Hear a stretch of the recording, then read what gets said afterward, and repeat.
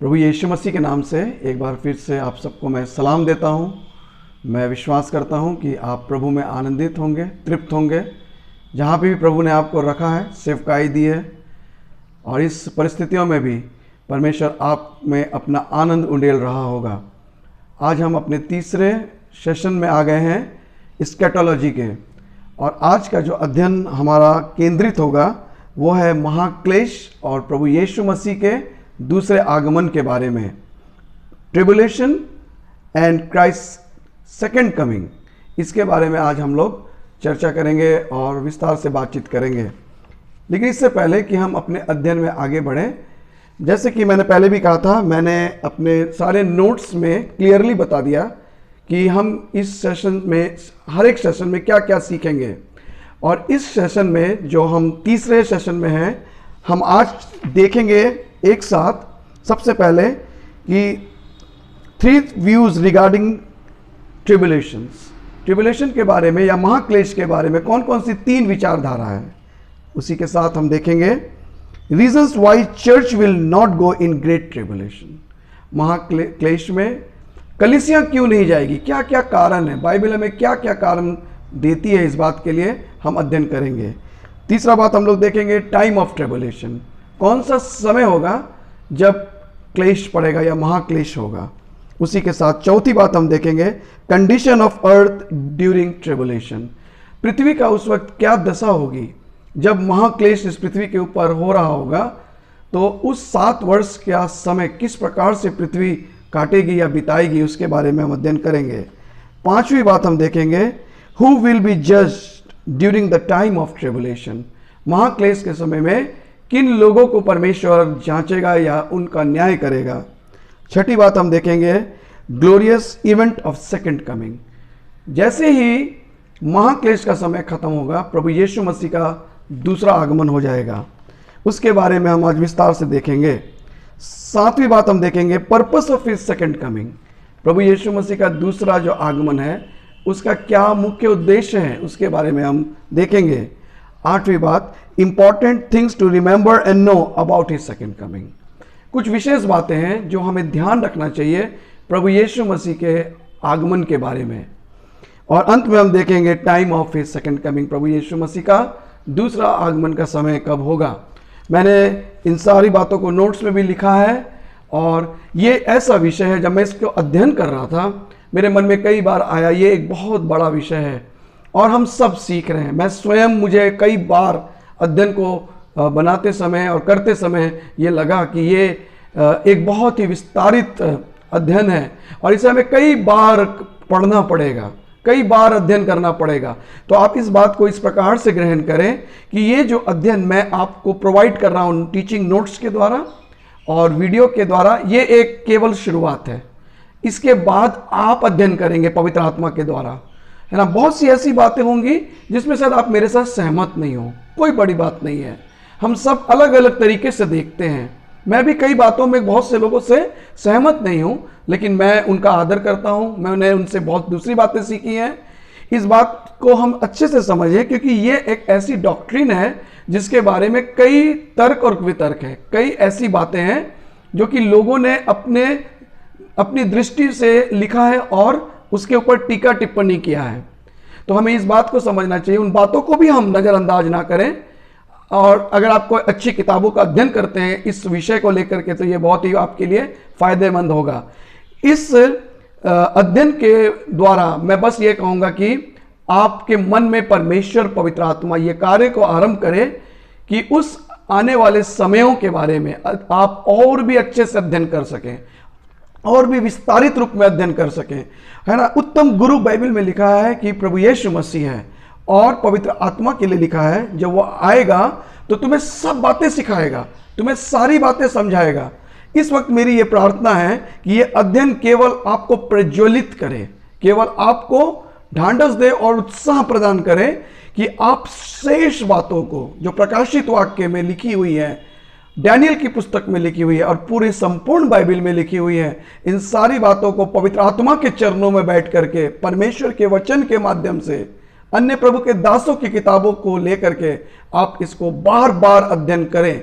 मैं मैंने कल इस बात को बहुत ही क्लियरली महसूस किया कि मेरा एक अध्ययन काफी नहीं है। शायद इस पूरे सेशंस को खत्म करने के बाद मैं और गहरे अध्ययन में इसमें जाना चाहूंगा, है ना। मैं ये महसूस कर रहा था कि पवित्र आत्मा मुझसे वचनों के द्वारा और इस सेशंस के द्वारा मेरे हृदय में भी प्रेरणा उत्पन्न कर रहा था कि इसे और अच्छे से पढ़ो। आइए हम अपने अध्ययन में और आगे बढ़े। इस वक्त जैसा कि मैंने कहा कि ट्रिबुलेशन के बारे में यानी महाक्लेश के बारे में 3 विचारधारा हैं।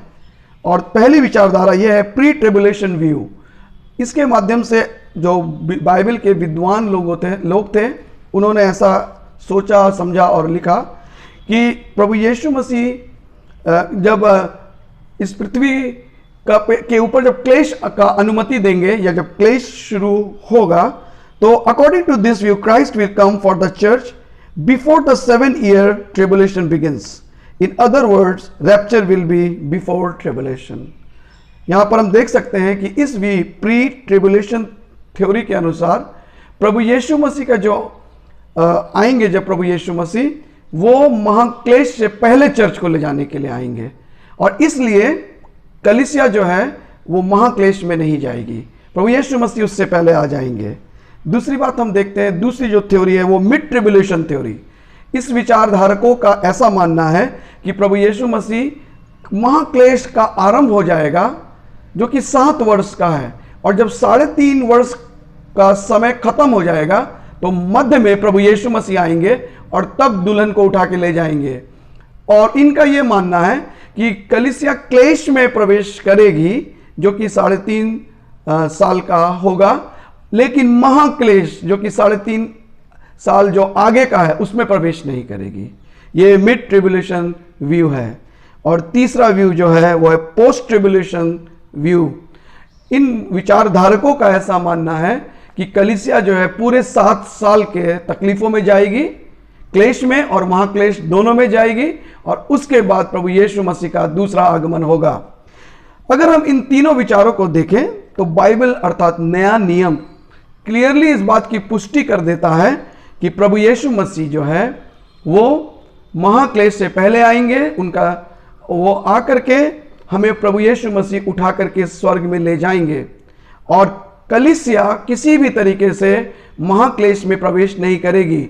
जैसे ही 7 साल का महाक्लेश खत्म होगा उसके बाद प्रभु यीशु मसीह कलीसिया अर्थात दुल्हन के साथ दूसरी आगमन में आएंगे। इस बात को हमें बहुत अच्छे से समझना चाहिए, है ना। जैसे ही रैप्चर हो जाएगा महाक्लेश शुरू हो जाएगा। सीक्रेट कमिंग में यीशु मसीह आएंगे बादलों पर, पवित्र आत्मा कलीसिया को उठा के ले जाएगा, और उसके बाद महाक्लेश पृथ्वी के ऊपर शुरू हो जाएगा। और जैसे ही महाक्लेश का अंत होगा प्रभु यीशु मसीह का दूसरा आगमन होगा, वो अपनी दुल्हन के साथ आएगा और इस पृथ्वी के ऊपर वो आकर के न्याय करेगा। इस बात को अच्छे से समझ लीजिए। और इसलिए हम प्री ट्रिबुलेशन व्यू के ऊपर अपने नेव को रखते हैं, अपने सिद्धांतों को रखते हैं, और उस दृष्टि से प्रभु यीशु मसीह की आने की बाट जोते हैं। और हम धन्यवाद देते हैं पिता को, प्रभु यीशु मसीह को और पवित्र आत्मा को कि मंडली किसी तरीके से क्लेश या महाक्लेश में प्रवेश नहीं करेगी। ये एक आनंद का विषय है। अब इस बात को हम और आगे देखें, will the church pass through the great tribulation.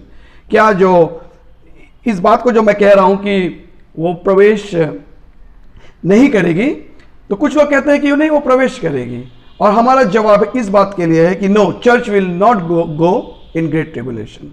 वो ग्रेट ट्रिबुलेशन में नहीं जाएगी। लेकिन मैं किन तथ्यों पर ये बातों को आपके सामने रख रहा हूं?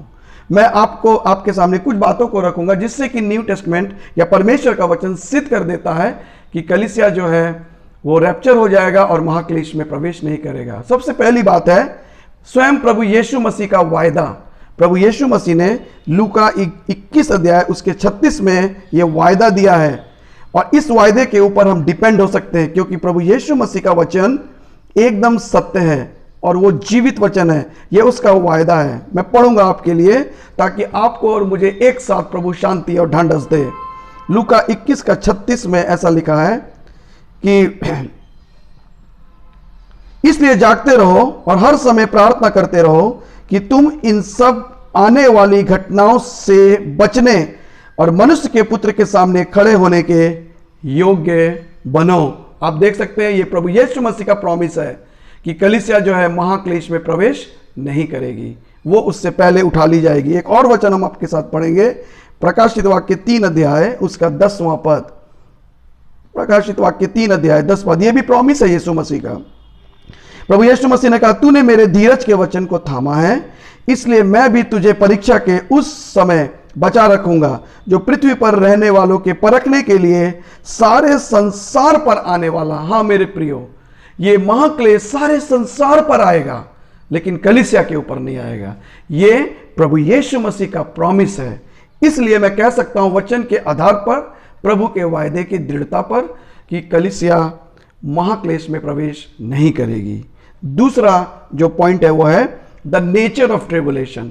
जो महाक्लेश का जो तरीका होगा या प्रकृति होगी, वो किस प्रकार की होगा, वो किस प्रकार का उसका स्वभाव होगा, है ना। इस बात को अगर हम समझेंगे तो हम समझ जाएंगे कि कलीसिया जो है उसमें प्रवेश नहीं करेगी।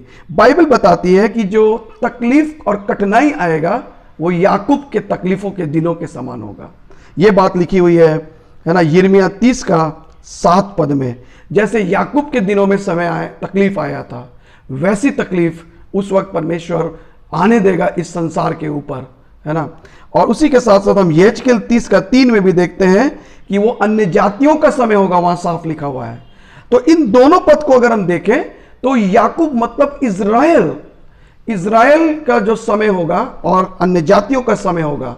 तो उस वक्त का जो प्रक्रिया होगा या प्रकृति होगी या ट्रिबुलेशन का जो समय होगा, जिसमें जो लोग घिरे हुए होंगे वो इज़राइल के लोग होंगे, वो जो मन नहीं फिराए हैं वो इज़राइल, और उसके बाद वो लोग जो कि अन्य जाति हैं। यहां पर कहीं भी कलीसिया को लेकर के एक बात नहीं कही गई है, तो इसलिए कलीसिया उठा ली जाएगी। उसी के साथ हम तीसरा पॉइंट देखते हैं कि कलीसिया महाक्लेश में प्रवेश नहीं करेगी। अर्थात वो मैं इसलिए कह सकता हूं आपसे क्योंकि it is the time of judgment, वो न्याय का समय है।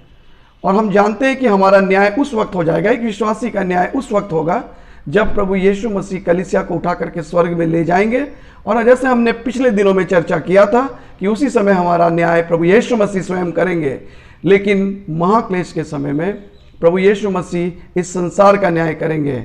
और इस वक्त जब वो न्याय करेंगे तो कलीसिया उसमें शामिल नहीं है। परमेश्वर का वचन हमें साफ बताता है कि परमेश्वर जो है कलीसिया का न्याय संसार के न्याय के साथ नहीं करेगा। पढ़ लीजिए मेरे साथ 1 कुरिन्थियों 11 अध्याय 32 पद। और यहाँ पर हम देखते हैं परमेश्वर का वचन में लिखा हुआ है 1 कुरिन्थियों 11, ये बहुत अच्छा वचन है, इसको पढ़ना चाहिए हमें।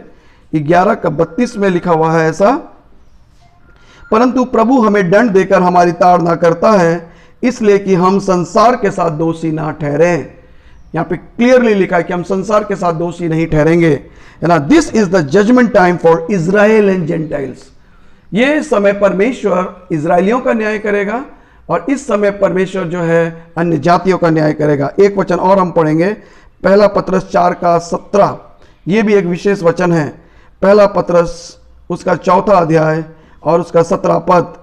जो इंपॉर्टेंट वचन है वो मैं आपके साथ पढ़ूंगा, बाकी मैं फिर कहूंगा कि मैंने नोट्स में बहुत से वचनों को लिखा है, उस अध्ययन को ताकि आप पढ़ सकें। 17 पद में लिखा है, क्योंकि वो समय आ पहुंचा है कि पहले परमेश्वर के लोगों का न्याय किया जाए। देख लीजिए, लिखा है पहले परमेश्वर के लोगों का अर्थात कलीसिया का न्याय किया जाए, और जबकि न्याय का आरंभ हम ही से होगा तो उनका क्या अंत होगा जो परमेश्वर के सुसमाचार को नहीं मानते हैं। इसका मतलब 2 अलग अलग न्याय हैं, है ना। उस दिन हम लोगों ने 7 तरह के न्याय के बारे में देखा था। तो मंडली का न्याय इज़राइल और अन्य जातियों के साथ नहीं होगा। ये बात सिद्ध करती है कि रैप्चर हो जाएगा, प्रभु यीशु मसीह आकर के कलीसिया को ले जाएंगे। और हम रेफरेंसेस मैं बोल दूंगा और मैंने यहाँ पे लिख दिया है, जैसे कि उत्पत्ति 18 अध्याय 25 पद, वहाँ पे अब्राहम प्रार्थना करता है। हमारा मूल पिता अब्राहम कहता है कि हे परमेश्वर, क्या तू धर्मियों के साथ अधर्मियों के साथ धर्मियों का भी न्याय करेगा। अर्थात वो लूत को बचाना चाहता था, है ना। इस प्रार्थना से हम सीख सकते हैं। हमारे लिए यीशु मसीह ने प्रार्थना किया यूहन्ना 17 अध्याय में, और हम जानते हैं प्रभु की प्रार्थना के द्वारा, प्रभु के सामर्थ्य के द्वारा, उसके वचन के द्वारा परमेश्वर ठीक जैसे अब्राहम की प्रार्थना के द्वारा लूत को बचा लिया था परमेश्वर ने, और वैसे ही परमेश्वर यीशु मसीह की प्रार्थना के द्वारा कलीसिया को बचा लेगा। कलीसिया किसी तरीके से महाक्लेश में नहीं जाएगी। डैनियल 2 अध्याय 18 पद में हम इसको देख सकते हैं। पहला थिस्सलुनीके 5 अध्याय 9 से 10 में देख सकते हैं। रोमियो 8 का 9 में बहुत अच्छा वचन है, और इस वचन को मैं प्रभु को आदर देते हुए पढ़ूंगा, प्रभु को धन्यवाद देते हुए पढ़ूंगा। इसको हम एक साथ पढ़ेंगे। रोमियो 5 अध्याय और उसका 9वां पद, वहाँ पे ऐसा लिखा है कि सो जबकि हम सब उसके लहू के कारण धर्मी ठहरे, तो उसके द्वारा क्रोध से क्यों ना बचेंगे। क्योंकि हम यीशु मसीह के लहू में आ गए हैं, हम यीशु के लहू में छिप गए हैं, और क्योंकि धर्मी गिने गए हैं पिता के सामने, इसलिए वो हमें अन्य जातियों से अलग देखता है, इज़राइल से अलग देखता है। वो हमें अपनी दुल्हन के रूप में देखता है, वो हमें पिता परमेश्वर हमको अपने बेटे के रूप में देखता है। इसलिए हमारा न्याय उनके साथ नहीं होगा। पहला थिस्सलुनीके 1 अध्याय 9 से 10 में भी लिखा हुआ है कि तुम आने वाले प्रकोप से बच जाओगे। और हम प्रभु का धन्यवाद देते हैं कि the great tribulation is a time of great Wraith of God, not for the church but for Israel and for this world. Revelation 6:17। ये बहुत बड़ा परमेश्वर के प्रकोप का समय होगा, लेकिन याद रखिए कलीसिया के लिए नहीं, क्योंकि अभी हमने पढ़ा रोमियो 5 के 9 में कि हम परमेश्वर के क्रोध से बच जाएंगे। इस वक्त परमेश्वर क्रोधित हो जाएगा। महाक्लेश के समय परमेश्वर अपने क्रोध को दिखाएगा, अपने जलजलाहट को दिखाएगा, लेकिन उन लोगों के ऊपर जो कि खोए हुए इज़राइल है और अन्य जाति संसार के ऊपर। इसलिए हमें बहुत अच्छे से इन बातों का अध्ययन करते रहना चाहिए। अब हम चौथा पॉइंट आपके सामने रखेंगे कि कलीसिया, मैं ऐसा क्यों विश्वास करता हूं कि कलीसिया उठा ली जाएगी और महाक्लेश में प्रवेश नहीं करेगी। चौथा पॉइंट है, द वर्ड चर्च और churches is not found after revelation 4:1। कलीसिया तीसरे अध्याय के अंतिम पदों में उठा लिया गया है, और चौथे अध्याय के पहले पद में आप समझ लीजिए कि कलीसिया को उठा लिया गया है। और उसके बाद कलीसिया शब्द नहीं आया है पूरे प्रकाशित वाक्य में, और अंत में हम 19वें अध्याय में हम कलीसिया का शब्द को पाते हैं। अगर आप पहले के 3 अध्याय को पढ़ेंगे, 1 अध्याय 2 अध्याय 3 अध्याय प्रकाशित वाक्य को, तो 19 बार कलीसिया का शब्द आया है। मेरा एक सवाल है कि जब 3 अध्याय में 19 बार चर्च का शब्द आया है, तो चौथे पद से लेकर 19 अध्याय तक इतना लंबा पोर्शन में चर्च शब्द कहां है? क्यों कलीसिया के बारे में नहीं कहा गया है? क्योंकि कलीसिया स्वर्ग में है उस वक्त, है ना। और हमने पढ़ा था, हमने सीखा था एक साथ कि उस वक्त कलीसिया का न्याय होगा, कलीसिया को तोहफा मिलेगा, क्राउन मिलेगा, इनाम मिलेगा, मेमना उससे ब्याह करेगा। जब स्वर्ग आनंद मना रहा होगा, उसी समय पृथ्वी के ऊपर भारी क्लेश पड़ेगा। मेरे प्रियो, मैं समय लेता हूं आपको देने के लिए कि हम देखिए कहां पर होंगे, हम प्रभु के पास होंगे। आइए हम अपने आप को, अपने परिवार को, अपने कलीसिया को इस दृष्टि से तैयार करें कि हम मेमने के ब्याह में शामिल हों। उस वक्त इस पूरी पृथ्वी के ऊपर महाक्लेश चल रहा होगा। प्रभु हमें उससे बचा चुका है और वो हमें बचाना चाहता है। मुझे और आपको अपना योगदान प्रभु की आत्मा में होके अन्य लोगों को भी देना है, क्योंकि जो पृथ्वी के ऊपर रह जाएंगे वो भारी क्लेश में जाएंगे, महाक्लेश में प्रवेश करेंगे। 5वां पॉइंट जो है मैं आपके सामने रखूंगा कि कलीसिया जो है सतावट में नहीं जाएगी, वो है church is not mentioned in connection with tribulation in scriptures. जहां जहां क्लेश के बारे में आया है, भारी क्लेश के बारे में आया है, महाक्लेश के बारे में आया है, वहां पर कहीं भी कलीसिया के संदर्भ में उन पदों को नहीं लिखा गया है। वो सारे पद जो है इज़राइल के संदर्भ में या संसार के संदर्भ में, अन्य जातियों के संदर्भ में लिखा गया। जैसे व्यवस्था विवरण 4 अध्याय 20 से 30, है ना। ये वो समय है जब उनको वार्निंग दिया जा रहा था कि अगर तुम परमेश्वर के अनुसार इजरायली लोग नहीं चलोगे तो भारी विपत्तियां तुम्हारे ऊपर आएगी। यिर्मयाह 30 अध्याय 4 पद से 11, दानियल 9 24 और 27, दानियल 12 1 से 2, मत्ती 24 अध्याय 15 से 22, पहला थिस्सलुनीकियों 1 अध्याय 9 से 10, पहला थिस्सलुनीकियों 5 अध्याय 4 से 10, सेकंड थिस्सलुनीकियों 2 अध्याय 1 से 12। अगर आप इन वचनों को तसल्ली से अध्ययन करें तो कहीं भी इसका संदर्भ में कलीसिया नहीं है, परंतु इज़राइल और अन्य जाति जरूर है। इसलिए इससे सिद्ध होता है कि कलीसिया के बारे में महाक्लेश कुछ नहीं बोल रहा है वचन, और कलीसिया महाक्लेश में नहीं जाएगी। छठी बात बहुत इंपॉर्टेंट है, टाइप ऑफ एनोक, नोआ, राहाब एंड लॉट। ये 4 पुराने नियम के मुख्य लोग हैं, या हमारे ऐसे प्रभु के दास लोग हैं जिनका जो हमारे लिए उदाहरण है, जैसे कि हनोक। जैसे नोआ यानी नूह और राहब और लूत, ये ऐसे लोग हैं जिन्होंने परमेश्वर के कार्यों को पृथ्वी पे किया। हनोक बहुत बड़ी बाढ़ से पहले उठा लिया गया, ये कलीसिया को दिखाता है। हनोक जो है कलीसिया का रूप है, नए टेस्टमेंट के सेंट्स लोगों को हनोक दिखाता है। एक बहुत बड़ा बाढ़ जब आया, हनोक उस वक्त पृथ्वी पर नहीं था, उसे प्रभु ने उठा लिया। नोआ जो था पृथ्वी के ऊपर था बाढ़ के समय, लेकिन वो भी बच गया क्योंकि वो नाव में था और नाव उस वक्त जल के ऊपर तैरती रही। हम जानते हैं 40 दिन और 40 रात का वो समय जो कि महाक्लेश की ओर अंकित करता है। कुछ लोग हैं जो महाक्लेश के दौरान प्रभु को उद्धारकर्ता के रूप में ग्रहण करेंगे। नोआ या नूह का परिवार उसे दिखाता है, और ये लोग बच जाएंगे और परमेश्वर के पास जाएंगे। कितनी बड़ी आशा है कि हम बाद में भी प्रभु हमारे ऊपर अनुग्रह करेगा, है ना। और उसके बाद हम देखते हैं तीसरा, राहब को। राहब एक जो स्त्री है, वो एक वेश्या थी, और राहब जो है बच गई क्योंकि उसने विश्वास किया था परमेश्वर के ऊपर।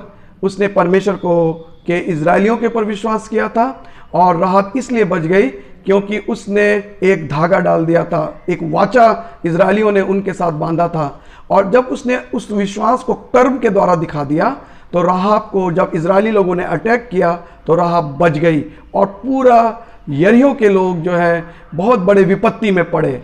अगर आप विश्वास करते हैं प्रभु के ऊपर और कर्म करते हैं परमेश्वर के अनुसार, तो आप अपने विश्वास और कर्म के द्वारा, प्रभु के उस अनुग्रह के द्वारा आप बच जाएंगे और आप उस भारी क्लेश में नहीं जाएंगे।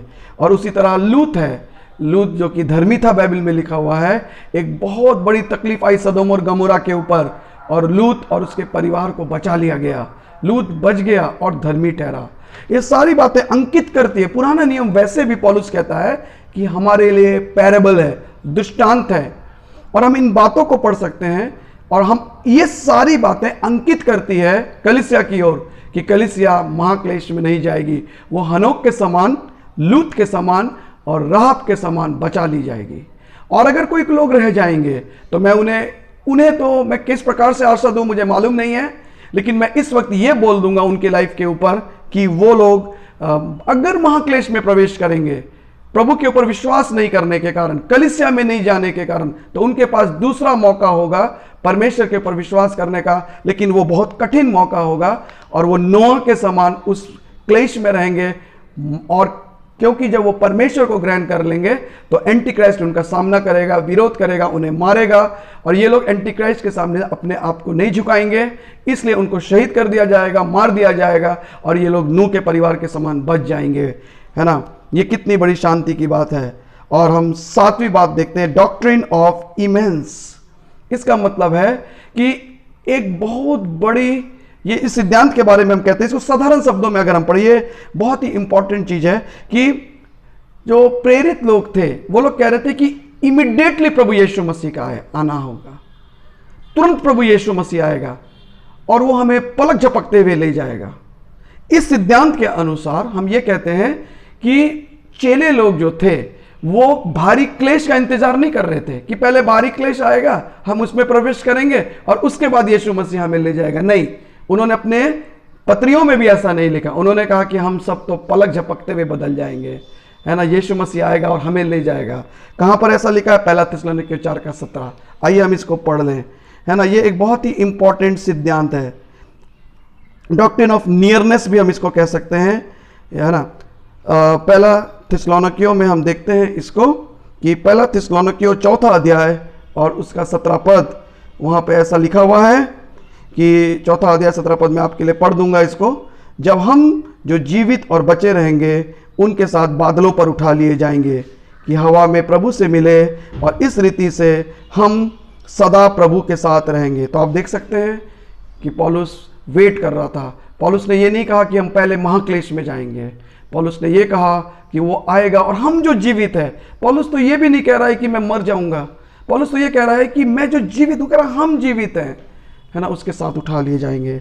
सो ये इस सिद्धांत के अनुसार कि प्रभु यीशु मसीह तुरंत आ जाएगा, यानी कभी भी आ सकता है, इस बात को सिद्ध करता है कि वो लोग आशावंत थे, वो इंतजार कर रहे थे और वो महाक्लेश का इंतजार नहीं कर रहे थे।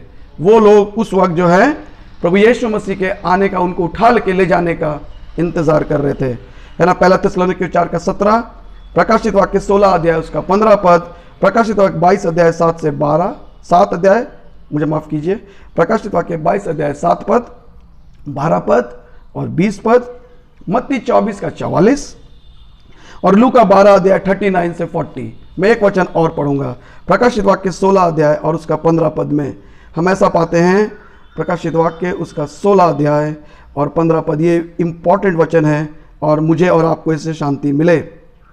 16 का 15, देख मैं चोर की नहीं आता हूँ, धन्य है वे जो जागता रहता है और अपने वस्त्र की चौकसी करता है कि नंगा ना फिरे और लोग उसका नंगापन ना देखे। अचानक से प्रभु यीशु मसीह आएगा, है ना। प्रभु यीशु मसीह, ये डॉक्ट्रिन ऑफ नियरनेस या डॉक्ट्रिन ऑफ इमीडिएट रैप्चर इसको हम कह सकते हैं। तुरंत प्रभु यीशु मसीह आएगा। ये लोग आशा कर रहे थे, किस बात की आशा कर रहे थे?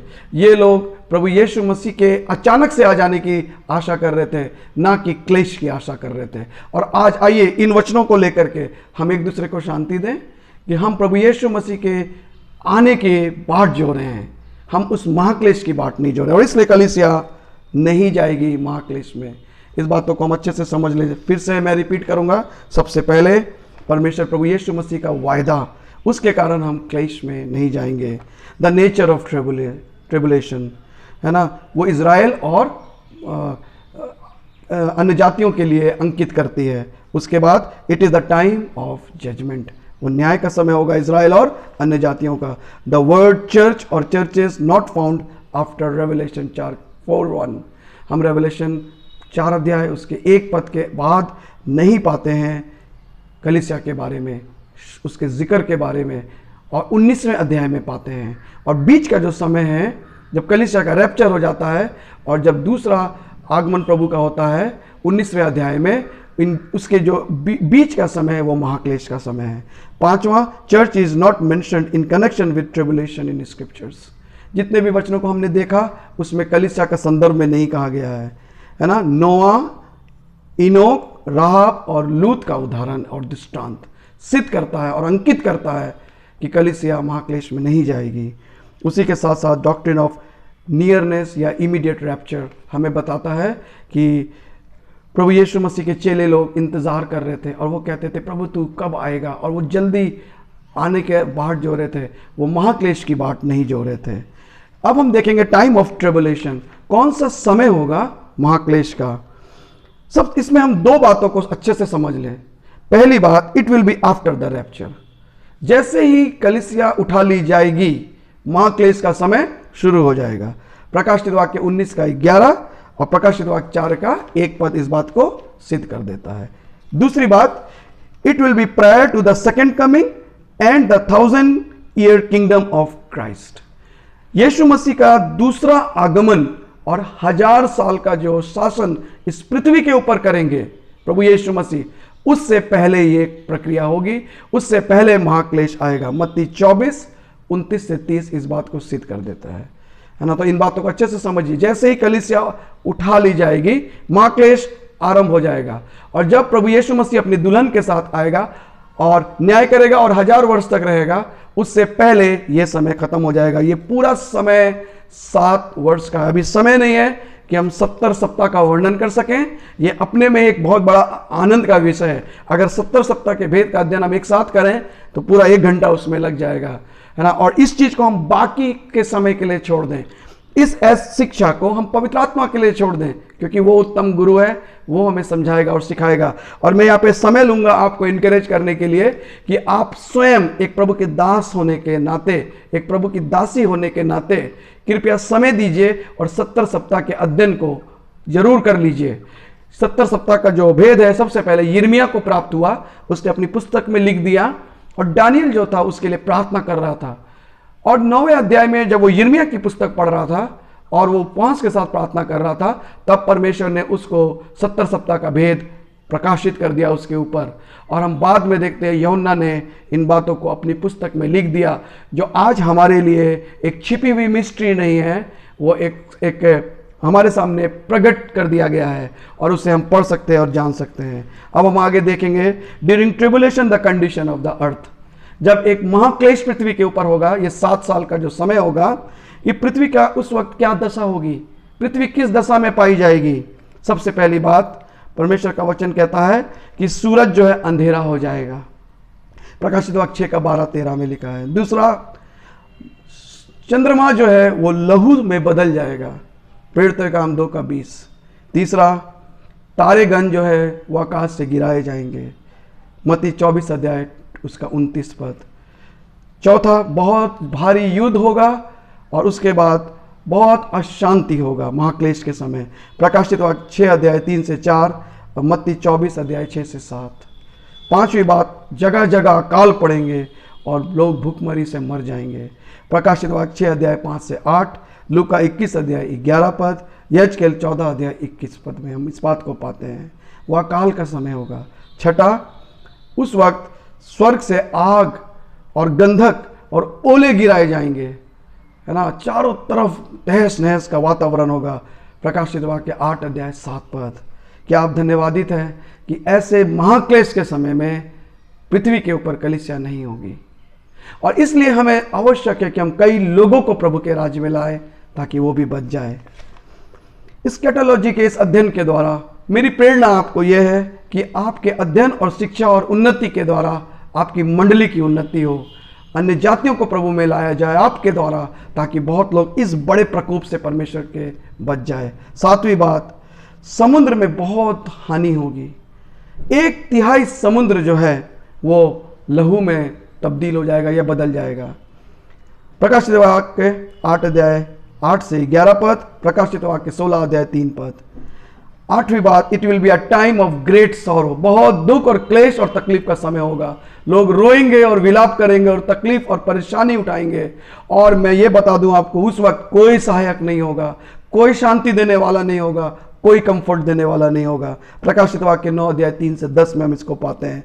नौवीं बात, इस पृथ्वी का टेम्परेचर जो है वो बढ़ जाएगा, तापमान, और बहुत गर्म हो जाएगा ये पृथ्वी, प्रकाशित वाक्य 16 अध्याय 4 पद से 9वें पद तक ये बात को लिखा गया है। और अंतिम बात है, 10वीं बात, ऐसा भारी क्लेश दुनिया के ऊपर कभी नहीं पड़ा है, वो ऐसा समय होगा। मैं जल्दी से रिवाइज कर देता हूं आपके लिए कि सूरज अंधकार में चला जाएगा, चंद्रमा जो है लहू बन जाएगा, तारे गिरा दिए जाएंगे स्वर्ग से, it will be a time of war and unrest, चारों तरफ युद्ध होगा और अशांति वातावरण होगा, अकाल का समय होगा, स्वर्ग से आग, गंधक और ओले गिरा दिए जाएंगे और पृथ्वी के ऊपर भारी नाश किया जाएगा, समुद्र हानि उठाएगा और 1/3 समुद्र जो है वो लहू में बदल जाएगा।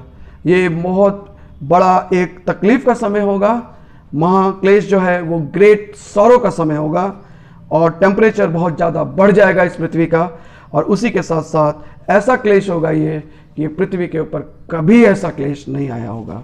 अब हम इस बात को जल्दी से देख लें, हु विल बी जज during the time of tribulation, महाक्लेश के समय परमेश्वर किन का न्याय करेगा। जैसा मैंने आपको बताया, कलीसिया का न्याय हो चुका होगा और महाक्लेश के समय पृथ्वी के ऊपर कलीसिया नहीं है, और उस वक्त परमेश्वर 3 लोगों का न्याय करेगा। सबसे पहले वो अन्य जाति नेशंस का, जेंटाइल नेशंस का न्याय करेगा। यजकेल 30 अध्याय उसके 3 पद में ये बात लिखा हुआ है, यिर्मयाह 25 अध्याय 31-32 में मैंने इन बातों को नोट्स में लिखा है, आप इसको तसल्ली से बाद में पढ़िएगा। उस वक्त वो अन्य जाति देशों का, ये वो देश होंगे जो महाक्लेश के समय इज़राइल को मदद नहीं करेगी, इज़राइल की सहायता वो नहीं करेंगे, वो इज़राइल को तकलीफ देंगे, उन लोगों का परमेश्वर न्याय करेगा, क्योंकि आज भी और आने वाले दिनों में भी इज़राइल परमेश्वर का चुना हुआ है। उसी के साथ साथ हम इस बात को अच्छे से समझ लें कि परमेश्वर जो है इज़राइलियों का भी न्याय करेगा। ये दूसरा ग्रुप होगा जिनका परमेश्वर महाक्लेश के समय न्याय करेगा। ये वो इज़राइली लोग होंगे जो कि खोई हुए भेड़ हैं इज़राइल की, जो लॉस्ट ट्राइब ऑफ इज़राइल है, परमेश्वर उस वक्त उनका न्याय करेगा। यिर्मयाह 30 अध्याय 4 से 7 पद में हम देख सकते हैं, महाक्लेश के समय में वो इज़राइल का, जो लोग वो इज़राइल होंगे जो हटीले हो चुके हैं इस वक्त, जो इस वक्त प्रभु को ग्रहण नहीं कर रहे हैं। और रोमियो 11 अध्याय में इन बातों को लिखा गया है कि परमेश्वर ने उनका न्याय को भी रोक दिया है, उनका हृदय कठोर कर दिया है, और ये भी मन फिराएंगे, ये इज़राइली लोग भी मन फिराएंगे और परमेश्वर के पास जाएंगे। परंतु जो इजरायली उस वक्त मन नहीं फिराएगा, परमेश्वर उनका महाक्लेश के समय में न्याय करेगा। और तीसरा है नामधारी मसीही लोग या कलीसिया। ये ऐसे हटीले लोग होंगे कि कलीसिया के जाने के बाद भी, एंटी क्राइस्ट के प्रकट होने के बाद भी ये लोग अपने जीवन को प्रभु के हाथ में नहीं सौंपेंगे। बाइबल में इसे एक कलीसिया के माध्यम से दिखाया गया है, और वह लौदीकिया की कलीसिया, जो कि संसारिक कलीसिया है, नामधारी कलीसिया है, सोए हुए लोग हैं। मैं ऐसा नहीं कहूँगा कि ये सोए हुए हैं, ये सोए और खोए हुए नहीं हैं, लेकिन ये हटीले हैं। इन्होंने प्रभु को जानने के बाद भी परमेश्वर के निमित्त अपने आप को बलिदान नहीं कर दिया या अपने आप को नहीं दे दिया। मत्ती 13 अध्याय 24 से 30 में आप इसका वृतांत पा सकते हैं। तो मैं फिर से रिपीट कर देता हूं, परमेश्वर महाक्लेश के समय जेंटाइल नेशंस का, लॉस्ट ट्राइब ऑफ इजराइल का, जो कि इजराइल नेशन भी है, और सोए हुए भी, मैं कहूंगा कि वो ऐसी कलीसिया का जो कि नामधारी और संसारिक है, द वर्ल्डली चर्च।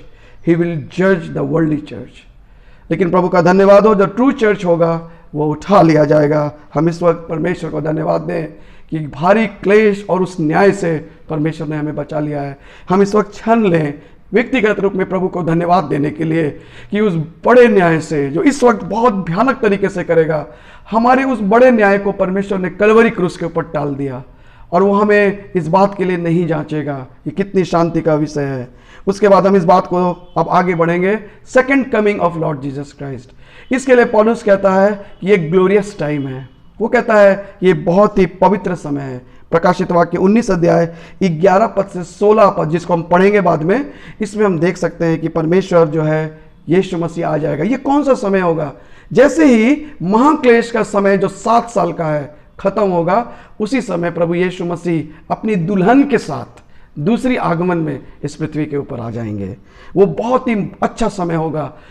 आप इसको मेरे साथ इमेजिन कीजिए, पूरे संसार में तहस नहस का वातावरण होगा, क्लेश होगा, विलाप होगा, व्याकुल होगा, और उसी समय प्रभु यीशु मसीह प्रकट होंगे अपनी प्यारी दुल्हन के साथ, और वो वचन पूरा होगा कि मैं तुम्हारे शोक को आनंद में बदल दूंगा।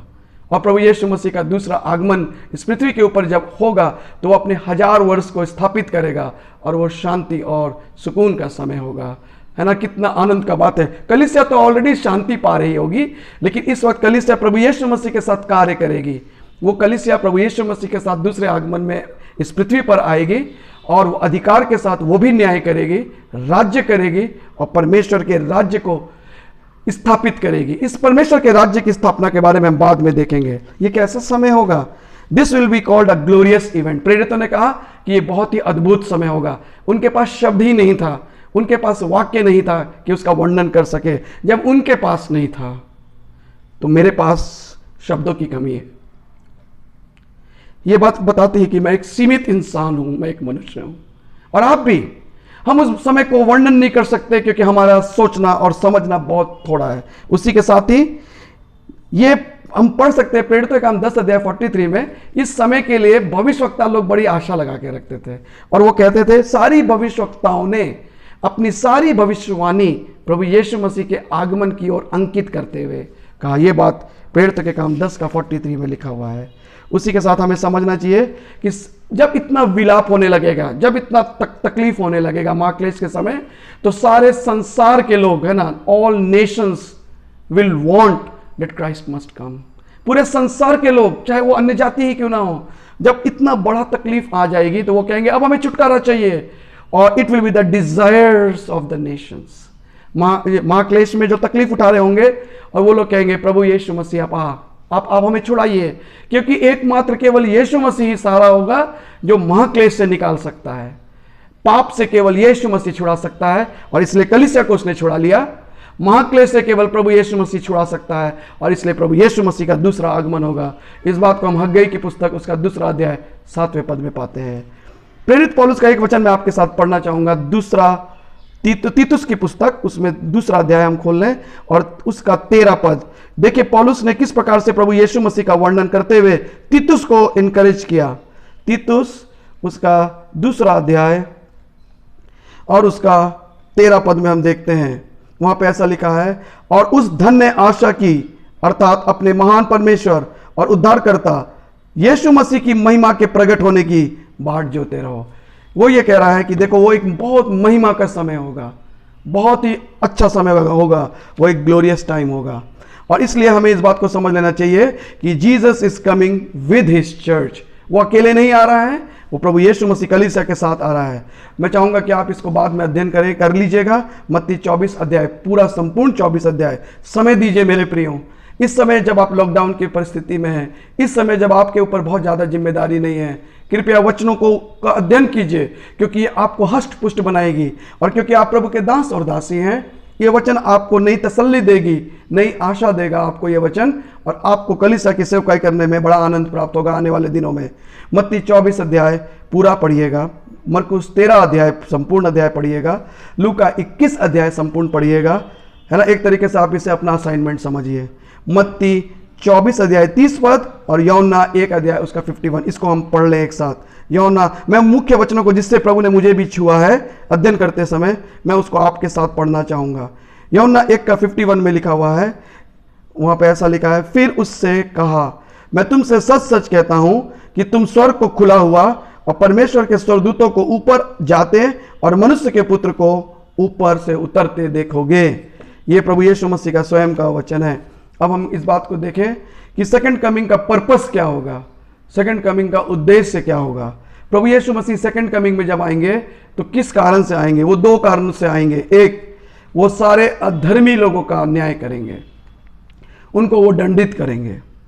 और दूसरा, जिन सेवकों को तकलीफ दिया गया है, जिन प्रभु के लोगों को सताया गया है, जिस कलीसिया को लोगों ने सताया है, उसका वो बदला लेंगे, उसको वो छुड़ाएंगे, उनका न्याय वो करेंगे। ये बात हम यहूदा 1 अध्याय 14 से 15 में पाते हैं। इसको पढ़ लेना उचित होगा। यहूदा की पुस्तक में हम इसको पाते हैं और ये बहुत आशीष का वचन है। यहूदा 1 अध्याय और उसका 14 से 15 पद में हम देखते हैं इसको। देखिए, प्रभु यीशु मसीह जब आएंगे तो, और हनोक ने भी जो आदम के 7वीं पीढ़ी में था, इनके विषय में ये भविष्यवाणी की कि देखो प्रभु अपनी लाखों पवित्रों के साथ आया। 15 पद, कि सबका न्याय करें और सब भक्तिहीनों को उनके अभक्ति के सब कामों के विषय में जो उन्होंने भक्तिहीन होकर किए हैं, और उन सब कठोर बातों के विषय में जो भक्तिहीन पापियों के ने उसके विरुद्ध में कही है, दोषी ठहराए। दो कारणों से प्रभु यीशु मसीह आएंगे। एक, अनराइचियस लोग या अधर्मी लोगों का न्याय करने के लिए, और उसी के साथ साथ वो इसलिए आएंगे कि जिन लोगों को सताया गया है, जिन प्रभु के लोगों को तकलीफ दिया गया है और जिन लोगों को परेशानी में डाला गया है, उसका पूरा पूरा बदला प्रभु यीशु मसीह लेंगे। इसलिए परमेश्वर का वचन कहता है कि तुम अपना पलटा ना लेना, प्रभु यीशु मसीह हमारा पलटा लेगा, है ना। अपने तकलीफ देने वालों को आशीष दो और श्राप मत दो। उनके लिए दुआ करो मेरे प्रियो कि वो इस कठिन समय से बच जाए, वो इस परेशानी से बच जाए। हम इस वचन को दूसरा थिस्सलुनीकियों 1 अध्याय 6 से 10 में भी पाते हैं। अब हम अंतिम एक और इम्पॉर्टेंट बातों को देख लें एक साथ। वो है कि जब प्रभु यीशु मसीह का आगमन होगा तो हमें कुछ बातों को बहुत अच्छे से याद रखना चाहिए, कुछ बातों को बहुत अच्छे से स्मरण रखना चाहिए। Important things to remember. Revelation 19 अध्याय 11 से 16 पद को मैं इस समय पढ़ लेना चाहूँगा आपके साथ में, है ना। प्रकाशित वाक्य 19 अध्याय, क्योंकि उसी में ये सारी बातें लिखी हैं और मैं इन चीज़ों को क्रमबद्ध आपके सामने जल्दी जल्दी रखूँगा। 19 अध्याय उसका 11 पद से 16 पद में ऐसा लिखा है कि फिर मैंने स्वर्ग को खुला हुआ देखा और देखता हूँ कि एक श्वेत घोड़ा है और उस पर एक सवार है जो विश्वास योग्य और सत्य कहलाता है, और वे धर्म के साथ न्याय और लड़ाई करता है। उसकी आंखें आग की सी ज्वाला है और उसके सिर पर बहुत से राजमुकुट हैं, और उसका एक नाम लिखा है जिसे उसको छोड़ और कोई नहीं जानता, और वे लहू से छिड़का हुआ वस्त्र पहने हैं और उसका नाम परमेश्वर का वचन है। और स्वर्ग की सेना श्वेत घोड़ों पर सवार और श्वेत और शुद्ध मलमल पहने हुए उसके पीछे पीछे है, और जाति जाति को मारने के लिए उसके मुंह से एक चोखी तलवार निकलती है, और वे लोहे का राजदंड लिए हुए उन पर राज्य करेगा, और वे सर्वशक्तिमान परमेश्वर के भयानक प्रकोप की जलजलाहट की मदिरा के कुंड में दाख रौंदेगा। और उसके वस्त्र और जांघ पर यह नाम लिखा है, राजाओं का राजा और प्रभुओं का प्रभु, है ना। परमेश्वर का धन्यवाद देते हैं इस सुंदर वचनों के लिए। और इसमें डिस्क्रिप्शन है, कुछ बातों को हमें याद रखना चाहिए। पहली बात, हिज हॉर्स, प्रभु यीशु मसीह का जो घोड़ा जिससे वो आएंगे वो श्वेत है। श्वेत जो घोड़ा है वो विजय को दिखाता है, और ऐसे विजय को दिखाता है कि एक बहुत भारी युद्ध, जो ऐसा युद्ध है, जो कठिन युद्ध है, उसको जीतने वाले युद्ध की ओर अंकित करता है। याद रखिए, एंटी क्राइस्ट जो है वो भी श्वेत घोड़े से आएगा। प्रेरितों के माफ कीजिए, प्रकाशित वाक्य 6 अध्याय 2 पद में हम देखते हैं कि एक श्वेत घोड़ा है जिसमें एक सवार है, वो एंटी क्राइस्ट को दिखाता है। प्रकाशित वाक्य 6 अध्याय 2 पद में वो फॉल्स मसाया है, लेकिन जब ट्रू मसाया आएगा वो कॉन्कर करता हुआ आएगा, एक छोर से अंत तक वो विजय करता हुआ आएगा। इसलिए याद रखिएगा, प्रभु यीशु मसीह का दूसरा आगमन जो है वो व्हाइट हॉर्स के द्वारा होगा। सफेद घोड़ा बहुत इंपॉर्टेंट है, जो कि विजय को दिखाता है, कठिन युद्ध के ऊपर विजय। दूसरा, हिज आईज। बाइबल में प्रकाशित वाक्य में हम इस 2 जगहों के ऊपर, शुरू में ही प्रकाशित वाक्य आरंभ में यूहन्ना देखता है उसकी आंखों को, जो कि ज्वाला के समान है, और इस वक्त भी हम देखते हैं प्रभु यीशु मसीह की जो आंख है वो बहुत ही ज्वाला से भरी हुई है। इस आइज को मैं नाम दूंगा डिजर्निंग आइज। वो व्यक्ति को देख सकती है, वो देशों को देख सकती है, वो राज्य करने वाले लोगों को वार पार देख सकती है। क्यों? क्योंकि वो एक न्याय के रूप में आएगा। His eyes are a flame of fire, no one can hide himself. उस वक्त कोई अपने आप को छिपा नहीं सकेगा, उसकी आंखों से कोई नहीं छिपा सकेगा, है ना। हम इसको देख सकते हैं परमेश्वर के वचन में। और हम देखते हैं third thing to be remembered, his crowns. याद रखिएगा, ये बहुवचन है, क्राउन नहीं है, क्राउन्स है।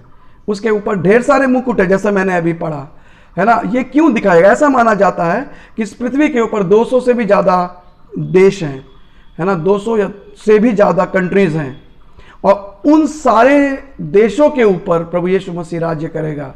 अर्थात हर एक देश के ऊपर उसके पास एक मुकुट है। पूर्व काल में कुछ लोग ऐसे हुए हैं, है ना, जो कि 2 राज्यों पर शासन करते थे, और जब वो 2 राज्यों के ऊपर शासन करते थे तो जिस राज्य का शासन कर रहे होते थे या न्याय कर रहे होते थे या अपना वक्तव्य जारी करते थे, तो वो अपना क्राउन उस देश का पहन लेते थे। फिर जब वो दूसरे देश का न्याय करते थे या दूसरे देश का ऊपर अपने वक्तव्य को जारी करते थे या कुछ सलाह देते थे, तो वो अपना पुराना क्राउन उतार के दूसरा क्राउन पहन लेते थे। लेकिन इस क्राउन में विशेषता है कि ये एक ही क्राउन है, लेकिन इसी एक ही क्राउन में कई मुकुट बने हैं। प्रभु यीशु मसीह इसको बार बार नहीं उतारेगा। वो ऐसा क्राउन है जो कि सारे देश के ऊपर अधिकार रखता है, और इसलिए ये क्राउन्स हैं। ये एक ऐसा ताज है जिसमें ढेर सारे ताज के साथ में ढेर सारे ताज जोड़ दिए गए हैं, या उसको इस प्रकार से उसका निर्माण कराया गया है। प्रकाशित वाक्य 19:12 में आप इसका लेख पा सकते हैं। चौथा मैं स्मरण दिलाऊंगा उसका नाम। ये ऐसा नाम है जो यहाँ पे लिखा है, केवल परमेश्वर जानता है और प्रभु यीशु मसीह जानता है, और कोई नहीं जानता है। मैं ऐसा सोच रहा था इस वक्त, क्योंकि दुल्हन उसके बहुत करीब होगी, तो शायद मैं वचन से पुष्टि नहीं कर पाऊंगा, लेकिन मुझे ऐसा महसूस होता है कि दुल्हन प्रभु यीशु मसीह के इस नाम को जानेगी। संसार के लोगों के ऊपर यह नाम प्रकट नहीं किया जाएगा, ये पवित्र नाम है। और इसीलिए लिखा है फिलिप्पी 2 अध्याय 9 पद में, यह वचन को पढ़ना मेरे लिए बड़ा आशीष और आनंद का विषय होगा, क्योंकि जब मैं इस वचन को पढ़ूंगा आपके सामने, तो मैं उस सच्चाई को अंगीकार करूंगा, उस नाम को अंगीकार करूंगा। बाइबल में लिखा हुआ है कि इस कारण परमेश्वर ने उसको अति महान भी किया और उसको वह नाम दिया जो सब नामों में श्रेष्ठ है। सारे देश के राजाओं के नाम से श्रेष्ठ हैं, और सारे देश के लोग और सारे देश के राजा उस वक्त कहेंगे, हे प्रभु हमें बचा, हमें महाक्लेश से बचा। और उस वक्त यीशु मसीह उन्हें बचाएगा, और इसलिए वो सर्वश्रेष्ठ नाम जो पिता ने छिपा के रखा है, पिता जानता है, पुत्र जानता है ना। और मैं बहुत आनंदित हो रहा हूँ अपने मन में, क्योंकि लिखा है कि पुत्र जिसके ऊपर चाहेगा उस पर वो प्रकट कर सकता है, वचन में लिखा है ना। तो हो सकता है कि अगर पुत्र चाहेगा और पिता की इच्छा होगी, तो कलीसिया को मालूम होगा ये बात कि उसका नाम क्या है। यह आनंद का विषय है। कुछ बातें संसार से प्रभु छिपा के रखेगा। 5वीं बात हम देखेंगे, हिज क्लोथ्स। प्रभु यीशु मसीह का जो वस्त्र होगा वो पूरा लहू लुहान होगा। वो उसके वस्त्र के ऊपर लहू की छींटे होंगी। क्यों? क्योंकि वो घात करता हुआ आ रहा है। वो मंडली को ले जाने के लिए पवित्र, वो सफ़ेद वस्त्र पहन के नहीं आ रहा है, वो एक लहू से धोया हुआ, भीगा हुआ या उसकी छींटों से भरा हुआ एक वस्त्र पहन के आ रहा है, क्योंकि वो संहार करते हुए आ रहा है, वो नाश करते हुए आ रहा है, बड़े बड़े देशों को मारते हुए आ रहा है। इसलिए उसके वस्त्र में लाल रंग के धब्बे होंगे या लाल रंग का ब्लड होगा। यशायाह 63:1 से 6 इस बात की पुष्टि करता है। यशायाह कहता है कि कौन है जो ये व्यक्ति चला आ रहा है, और उसका जवाब है प्रभु यीशु मसीह। प्रकाशित वाक्य 14 अध्याय 14 से 20 पद में भी हम इसका वर्णन पाते हैं। छठी बात हम देखते हैं, हिज आर्मी, उसकी सेना। प्रभु यीशु मसीह अकेले नहीं आएंगे, प्रभु यीशु मसीह कुछ लोगों के साथ में आएंगे। प्रकाशित वाक्य 17 अध्याय उसका 14 पद वर्णन करता है इस बात का, और वो उसकी आर्मी या सेना होगी। कौन लोग होंगे, जल्दी जल्दी मैं आपको बता दूं। उनकी सेना में पुराने नियम के सारे संत लोग होंगे, क्योंकि वो प्रभु यीशु मसीह के साथ पृथ्वी पर आएंगे। न्यू टेस्टमेंट चर्च प्रभु यीशु मसीह के साथ आएगी, इसलिए वो उसकी सेना में है। और रिजरेक्टेड सेंट्स जो कि ट्रिबुलेशन से गुजरेंगे, जो कि ट्रिबुलेशन के समय में मार दिए जाएंगे, वो प्रभु यीशु मसीह के साथ पुनरुत्थित होंगे और वो प्रभु के साथ रहेंगे, और वो प्रभु यीशु मसीह के साथ आएंगे। ये 3 ग्रुप के लोग आएंगे और प्रभु यीशु मसीह की सेना में होंगे ये लोग, और प्रभु यीशु मसीह के साथ राज्य करेंगे। इन्हें अधिकार दिया जाएगा राज्य करने का। 7वीं बात कि प्रभु यीशु मसीह के जो मारेगा लोगों को, विशेष करके जब वो एंटी क्राइस्ट को मारेगा, तो उसके मुंह से एक चोखी तलवार होगी जो कि परमेश्वर का वचन है। वो अपने परमेश्वर के वचन और अपने सांस से, जो कि आत्मा यानी पवित्र आत्मा है, उसके द्वारा लोगों को मार देगा। उसके द्वारा वो एंटी क्राइस्ट यानी क्रिस्ट विरोधी को मारेगा। हम पाते हैं 2 थिस्सलुनीके 2 अध्याय उसका 8वां पद, इस वचन को हम पढ़ेंगे एक साथ। 2 थिस्सलुनीके उसका 2 अध्याय और उसका 8वां पद में हम देखते हैं, तब वह अधर्मी प्रकट होगा जिसे प्रभु यीशु अपने मुंह की फूंक से मार डालेगा और अपने आगमन के तेज से भस्म करेगा। तो आप देख रहे हैं प्रभु यीशु मसीह कब एंटी क्राइस्ट को मार देगा, उसको कर्मी को कब मारेगा, जब उसका आगमन होगा, द्वितीय आगमन होगा। कैसे मारेगा, फूंक के मार देगा। उसकी फूंक पवित्र आत्मा को दिखाता है, और उसी के साथ साथ उसके मुंह से एक चौकी तलवार भी है ना। हम देखते हैं कि Christ the king will also smite the Nations with the sharp 2-edged sword which is coming out of his mouth। उसके मुंह से जो तलवार निकल रहा है उससे मारेगा। हम देखते हैं इसका वर्णन प्रकाशित वाक्य 1:6 में, प्रकाशित वाक्य 2:12 में। हम देखते हैं कि इफिसियों 6:17 में लिखा है, परमेश्वर के वचन की तलवार ले लो। इब्रानियों 4:12 में लिखा है, परमेश्वर का वचन तलवार है जो कि वार पार छेदता है। यशायाह 11:4 और मलाकी 4 अध्याय 1 से 4 भी इस बात की पुष्टि करते हैं। तो परमेश्वर का जो तलवार है वो परमेश्वर का वचन है, उसके द्वारा वो संहार करेगा। 8वीं बात, हिज आयरन रॉड, न्याय दंड होगा प्रभु यीशु मसीह के हाथ में, और वो लोहे का होगा, और उसके द्वारा वो राज्य करेगा पूरे संसार के ऊपर, है ना। भजन संहिता 9 अध्याय 9 पूरा होगा, जो कि हम लोग कई बार कोट करते हैं। ये जाना माना वचन, इसलिए मैं इसको पढ़ना चाहूँगा। भजन संहिता उसका 2 अध्याय और 9 पद, ये हम लोगों ने बहुत बार पढ़ा है, इसको लेके प्रार्थना भी किया है। 9वां पद, तू उन्हें लोहे के डंडे से टुकड़े टुकड़े करेगा, तू कुम्हार के बर्तन की नाई उन्हें चकनाचूर कर देगा, है ना। इसलिए अब हे राजाओं बुद्धिमान बनो, हे पृथ्वी के नाइयों ये उपदेश ग्रहण करो। डरते हुए यहोवा की उपासना करो और कांपते हुए मग्न हो। पुत्र को चूमो, ऐसा ना हो कि वह क्रोध करे और तुम मार घी में नाश हो जाओ, क्योंकि क्षण भर में उसका क्रोध भड़कने को है। धन्य है वे जो इन बातों पे विश्वास करते हैं। तो आप देख रहे हैं प्रभु यीशु मसीह का ये वचन पूरा होगा इस वक्त, जो कि दाऊद ने देख लिया था। और प्रभु यीशु मसीह उस लोहे के राजदंड को लेकर के बहुत ही प्रताप के साथ इस पृथ्वी के ऊपर न्याय करेगा। महाक्लेश इस वक्त खत्म हो जाएगा और प्रभु यीशु मसीह इस वक्त अपना 1000 वर्ष का शासन आरंभ करेंगे। इसको हम कल देख लेंगे। 1 कुरिन्थियों 15 अध्याय 25 से 27 में ये बातें लिखी हुई हैं। भजन संगीता 110 उसका 1 पद में ये बातें लिखी है। इब्रानियों 10:13, मत्ती 22 अध्याय 44 पद में इन बातों का वर्णन किया गया है। 9वीं बात, उसकी जांग, his thighs, we need to remember. ये थाई में उसकी जो जांग है उसमें उसका नाम लिखा हुआ है। ये नाम सब पर प्रकाशित है।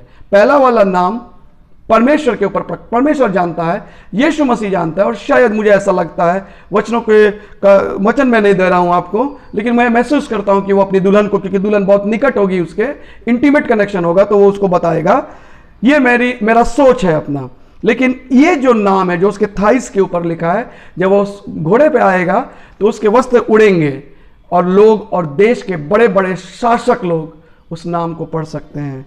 और वो नाम होगा राजाओं का राजा, प्रभुओं का प्रभु, king of kings and lord of lords. सारे देश के राजनेता, बड़े बड़े डिक्टेटर्स उसको पढ़ेंगे और मान लेंगे यीशु ही प्रभु है। प्रकाशित वाक्य 7:14 में ये बात लिखा है। पहला तिमोथी 6:15 में ये बात लिखा है। प्रकाशित वाक्य 11 अध्याय 15 में ये बात लिखा है। और यशाया 9:7 ये वचन मैं आपके साथ पढ़ूंगा और फिर हम तुरंत दुआ करेंगे।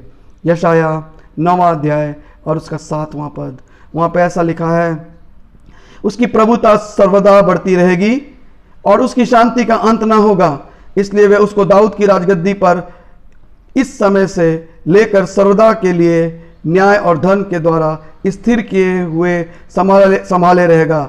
सेनाओं के यहोवा की धुन के द्वारा ये हो जाएगा। ये सारी चीज़ें परमेश्वर अकम्प्लिश करेगा यीशु मसीह के द्वारा। वो पूरे देश को, पूरे संसार को वापस ले लेगा।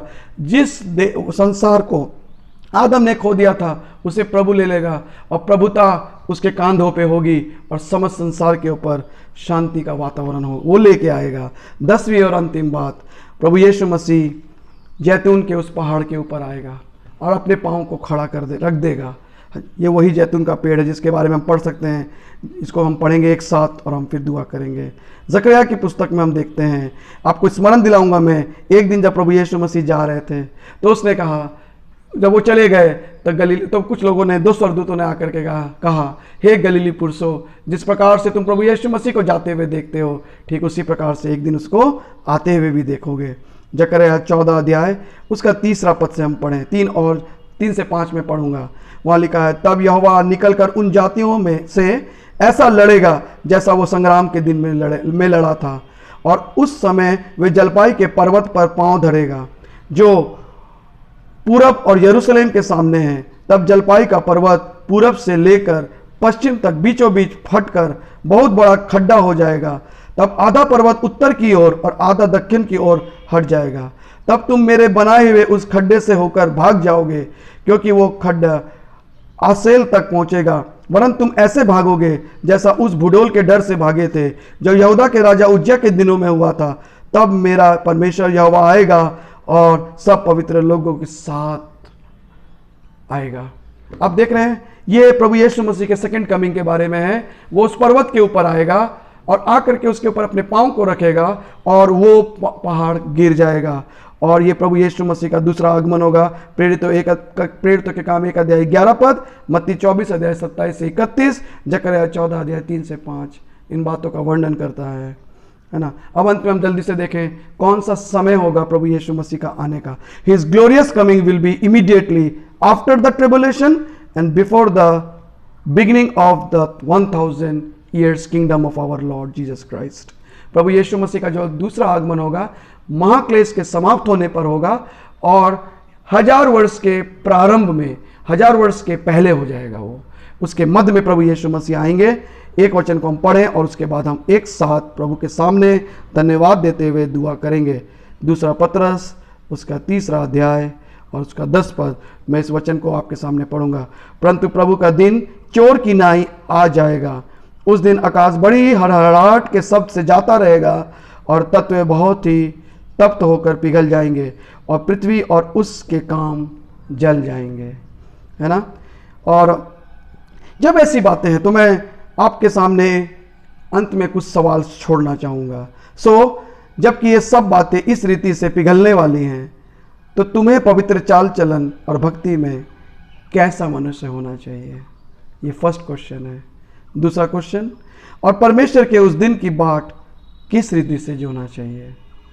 और तीसरा, और उसके जल्द आने के लिए कैसा यत्न करना चाहिए जिसके कारण आकाश आग से पिघल जाएंगे और आकाश के गण बहुत ही तृप्त होकर गल जाएंगे। These are the 3 questions we need to think and meditate. प्रभु इस वचनों के द्वारा आपको आशीष दे, अपने आप को तैयारी में रखें। आइए अपने सिरों को झुकाएं और प्रार्थना करें।